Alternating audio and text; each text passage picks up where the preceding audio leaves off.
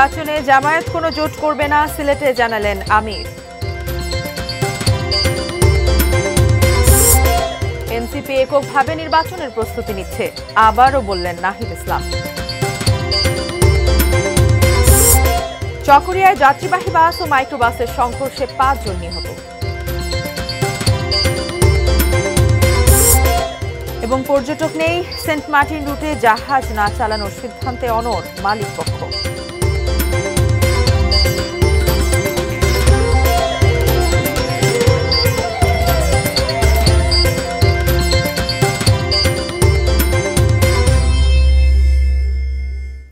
ATN news দেখছেন। সারা দেশের সর্বশেষ খবরাখবর নিয়ে এটিএন নিউজের নিয়মিত আয়োজন দেশের খবরে আমন্ত্রণ জানাচ্ছি আমি মারিয়া শিমু। শুনছিলেন নাসির সিনটেক্স অ্যালুমিনিয়ামের সৌজন্যে প্রধান শিরোনামগুলো। বিস্তারিত জানাবো।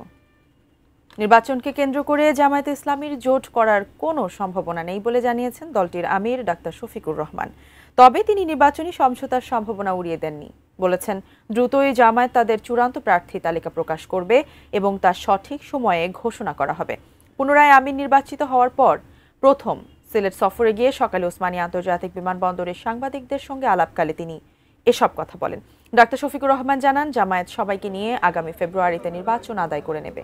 তিনি হুঁশিয়ারি দেন, যদি নির্বাচন না হয় তবে দেশে নানা ধরনের বিশৃঙ্খলা সৃষ্টি হতে পারে। আওয়ামী লীগকে অভিযুক্ত করে তিনি আরও বলেন, তারা নিজেরাই নির্বাচন চায়নি, পরপর 3টি নির্বাচন তারা একা করেছে, তাই তাদের আর একা নির্বাচন করার সুযোগ দেওয়া উচিত নয়। এছাড়াও গণতন্ত্রের ফর্মুলা একাধিক মতের ভিত্তিতে তৈরি বলে মন্তব্য করে জামায়াত আমির পিআর পদ্ধতির দাবির পুনরাবৃত্তি করেন। তৃতীয়বারের মতো দলের আমির নির্বাচিত হওয়ার পর এই প্রথম সিলেট সফরে গেলে নেতাকর্মীরা তাকে উষ্ণ অভ্যর্থনা জানান। আমরা কোনো জোট করব না, এটা আমাদের সিদ্ধান্ত। তাইলে কি করব? আমরা নির্বাচনী সমঝোতা করব। আমরা যে কথাটা বলেছি যে প্রত্যেকটি জায়গায় একটা বাক্স হবে, সেই নীতিতেই আমরা আগাচ্ছি। এবং শুধু ইসলামী দল না, এখানে ইসলামী দলের পাশাপাশি দেশপ্রেমিক প্রতিশ্রুতিশীল আরও যারা আছেন তারাও ইতিমধ্যে সংযুক্ত হচ্ছেন এবং আরো আপনারা দেখতে পাবেন সংযুক্ত হবে ইনশাআল্লাহ। আমরা সবাইকে নিয়েই দেশ করতে চাই। আসছে সংসদ নির্বাচনে বিএনপি চেয়ারপারসন ও সাবেক প্রধানমন্ত্রী খালেদা জিয়ার 3টি আসনে প্রার্থী নাও দিতে পারে এনসিপি, জানিয়েছেন দলটির আহ্বায়ক নাহিদ ইসলাম। সকালে নারায়ণগঞ্জে জুলাই শহীদ গাজী সালাউদ্দিনের পরিবারের সাথে সাক্ষাৎ শেষে কথা বলেন তিনি। নাহিদ ইসলাম আরও বলেন, বিএনপির চেয়ারপারসন খালেদা জিয়া সহ গণঅভ্যুত্থানে যাদের ভূমিকা রয়েছে তাদের সম্মানে এনসিপি প্রার্থী নাও দিতে পারে। 300 আসনেই এনসিপির প্রার্থী দেওয়ার লক্ষ্য আছে জানিয়ে তিনি বলেন, তার দল এককভাবে নির্বাচনের প্রস্তুতি নিচ্ছে। তবে সংস্কার আর জুলাই সনদের দাবির সঙ্গে কোনো দল সংহতি প্রকাশ করলে জোটের বিষয়ে বিবেচনা করা হবে। 15 নভেম্বরের মধ্যে প্রার্থী তালিকা ঘোষণা করা হবে বলেও জানান নাহিদ ইসলাম।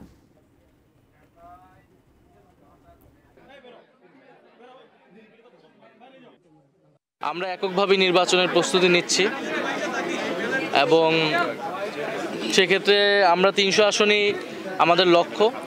তবে যারা ফ্যাসিবাদ বিরোধী এবং গণতন্ত্র প্রতিষ্ঠার লড়াইয়ে অগ্রণী ভূমিকা পালন করেছেন, সেটা খালেদা জিয়ার কথা আমাদের নাসিরউদ্দিন পাটোয়ারি বলেছেন। ওনাদের বিষয়ে আমরা ওনাদের সম্মানে হয়তো আমরা সেসব জায়গায় আমরা প্রার্থী দিব না, বাট এছাড়া আমাদের সর্বাধিক আসনে আমরা আমাদের প্রার্থী শাপলাকলির জন্য আমরা প্রার্থী দিব। আগামী নির্বাচন ফ্রি, ফেয়ার, ক্রেডিবল ও উৎসব মুখর পরিবেশে অনুষ্ঠানে নির্দেশনা দেওয়া হয়েছে প্রশাসনকে, জানিয়ে স্বরাষ্ট্র উপদেষ্টা অবসরপ্রাপ্ত লেফটেন্যান্ট জেনারেল জাহাঙ্গীর আলম চৌধুরী বলেছেন, নির্বাচন নিয়ে কোনো ধরনের হুমকি নেই। সকালে গাজীপুর জেলা প্রশাসকের কার্যালয়ের সম্মেলন কক্ষে আইন শৃঙ্খলা, কৃষি উৎপাদন, সার, বীজ ও সেচ ব্যবস্থাপনা বিষয়ে মতবিনিময় সভা শেষে সাংবাদিকদের কাছে এসব কথা বলেন স্বরাষ্ট্র উপদেষ্টা। তিনি আরও জানান, পার্শ্ববর্তী দেশ গুজব ছড়ালেও দেশের মিডিয়ায় সত্য তথ্য প্রচারের ফলে গুজব অনেক কমে গেছে। সবার সমন্বিত প্রচেষ্টায় নির্বাচন শান্তিপূর্ণ ও সফলভাবে অনুষ্ঠিত হবে। সভায় জেলা প্রশাসক সহ প্রশাসন এবং আইন শৃঙ্খলা বাহিনীর ঊর্ধ্বতন কর্মকর্তারা উপস্থিত ছিলেন। এগুলো আপনারা বলবেন যে এগুলো অসত্য। পার্শ্ববর্তী দেশের গুজব কিন্তু অনেক কমে গেছে। আপনারা সত্যি ঘটনাটা প্রকাশ করে দিবেন এবং যে পার্শ্ববর্তী দেশ যাতে মিথ্যা রটায়, এটার আপনারা সবচেয়ে কিন্তু মেইন মাধ্যম প্রতিহত করার। প্রশাসনকে নির্দেশ দেওয়া হয়েছে নির্বাচনটা হবে ফ্রি, ফেয়ার, ক্রেডিবল এবং উৎসব মুখর।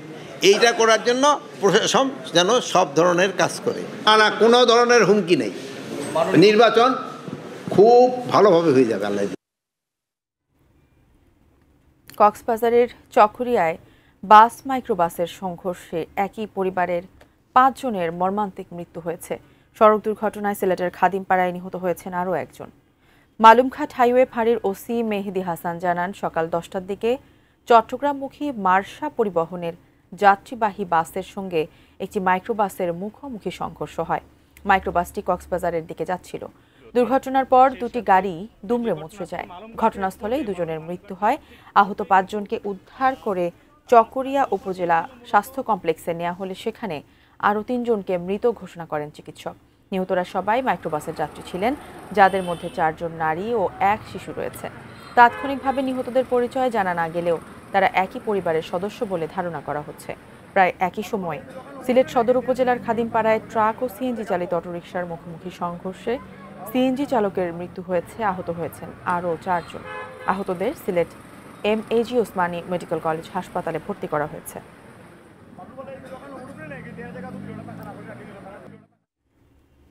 দর্শক, দেশের খবরে নিচ্ছে একটি বিরতি। বিরতির পর আরও যা থাকছে।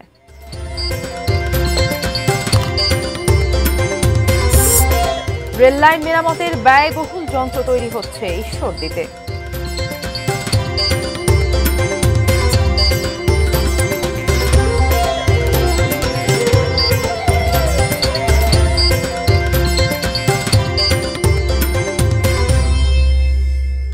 বিরতির পর আবার আমন্ত্রণ দেশের খবরে।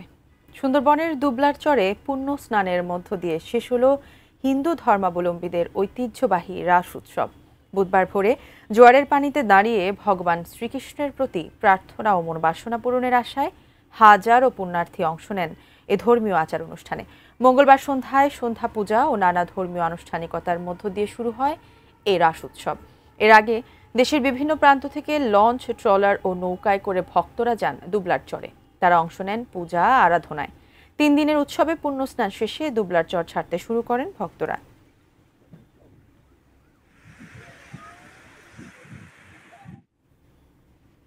এদিকে মানিকগঞ্জে অনুষ্ঠিত হচ্ছে হিন্দু ধর্মাবলম্বীদের ঐতিহ্যবাহী 526তম রাস উৎসব। সদর উপজেলার বেতিলা এলাকায় শ্রী শ্রী বৃন্দাবন জিউর বিগ্রহ মন্দির প্রাঙ্গণে আয়োজিত এই উৎসবে পালিত হচ্ছে নানা ধর্মীয় আনুষ্ঠানিকতা। সকালে রাধা কৃষ্ণের প্রতিমা নিয়ে ভক্তরা নগর পরিভ্রমণ করেন। শোভাযাত্রা শেষে প্রতিমা ফিরিয়ে আনা হয় মন্দিরে। এতে হাজারো ভক্ত অংশ নেন। রাতে আয়োজন করা হয়েছে রাসলীলা, ভাগবত পাঠ, রামমঙ্গল কীর্তন সহ বিভিন্ন ধর্মীয় অনুষ্ঠান। আয়োজকরা জানান, প্রায় 500 বছর ধরে এই রাস উৎসব পালিত হয়ে আসছে।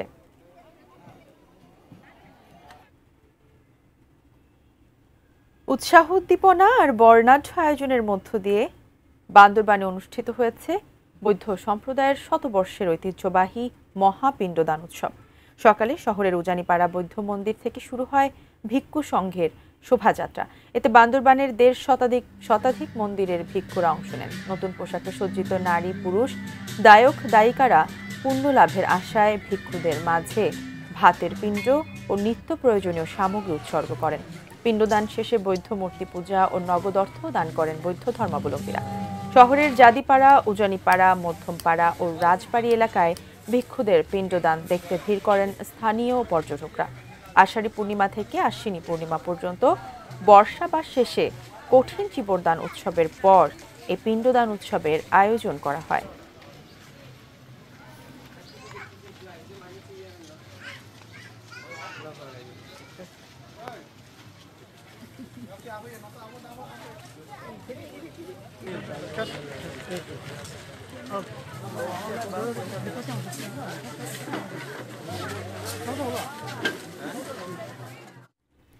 দেশের খবরে নিচ্ছে আরো একটি বিরতির সঙ্গেই থাকুন।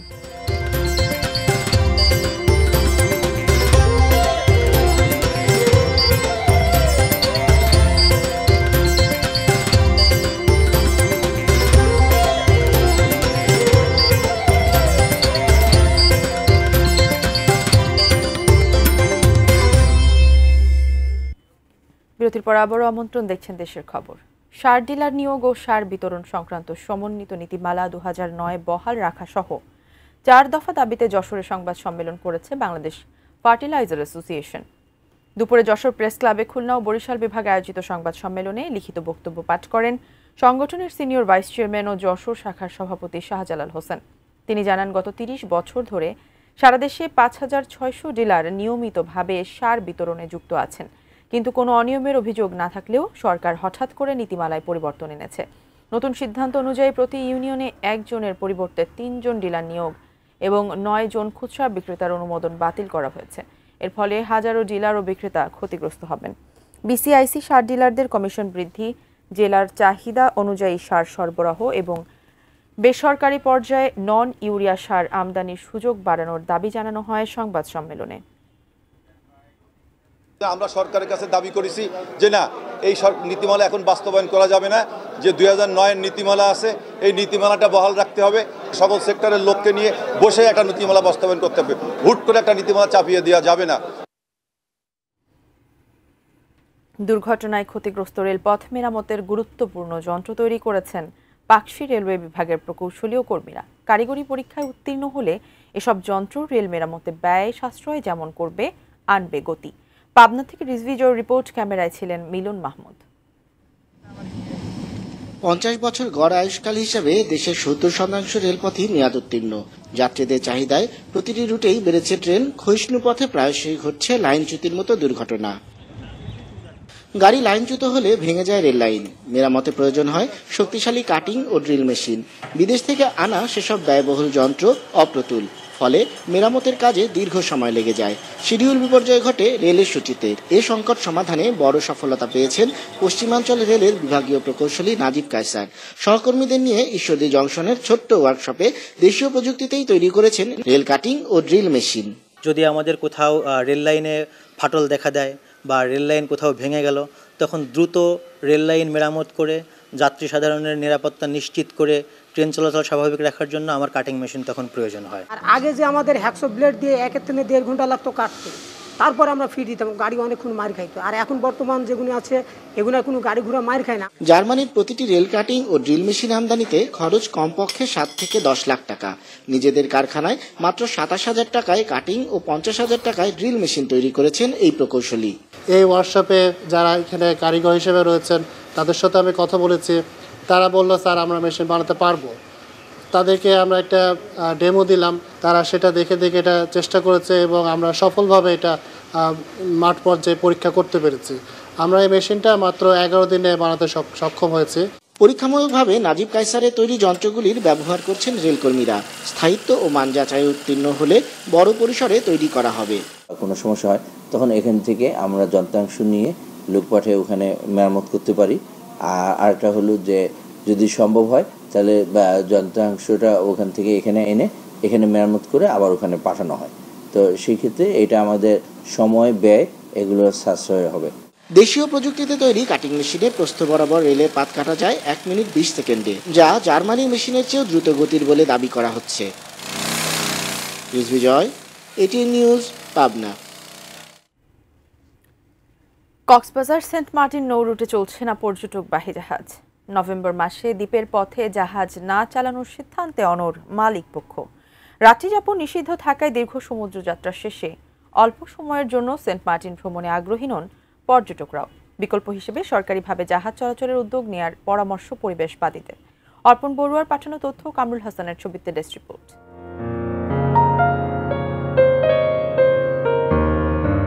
সুনীল জলরাশির বঙ্গোপসাগরের বুকে দেশের একমাত্র প্রবাল দ্বীপ সেন্ট মার্টিনকে আবারও পর্যটকদের জন্য উন্মুক্ত করা হয়েছে।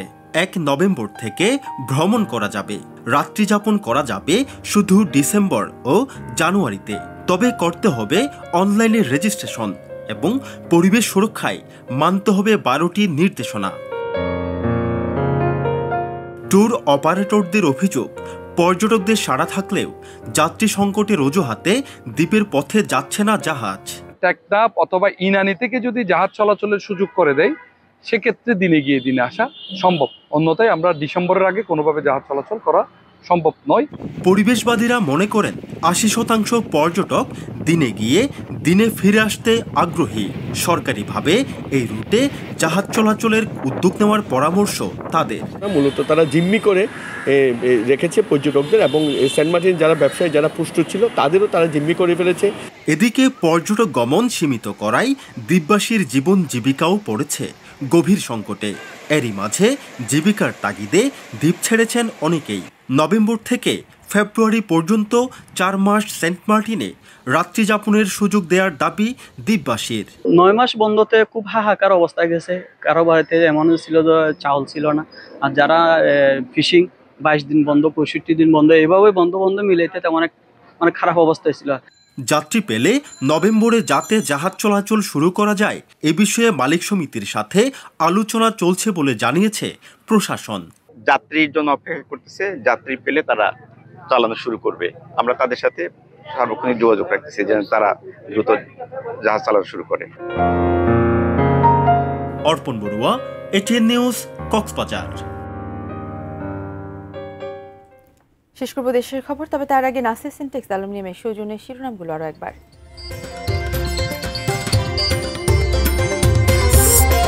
নির্বাচনে জামায়াত কোনো জোট করবে না, সিলেটে জানালেন আমির। এনসিপি এককভাবে নির্বাচনের প্রস্তুতি নিচ্ছে, আবারও বললেন নাহিদ ইসলাম।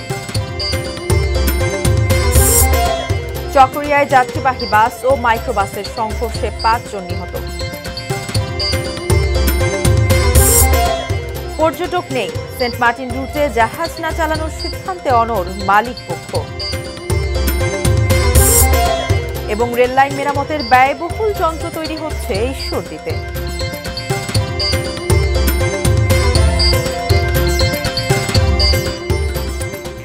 দর্শক, এই ছিল দেশের খবরের সর্বশেষ। কাল আবারও দেখা হবে একই সময়। সে পর্যন্ত সবাই ভালো থাকুন, দেখতে থাকুন এটি নিউজ। ধন্যবাদ সবাইকে।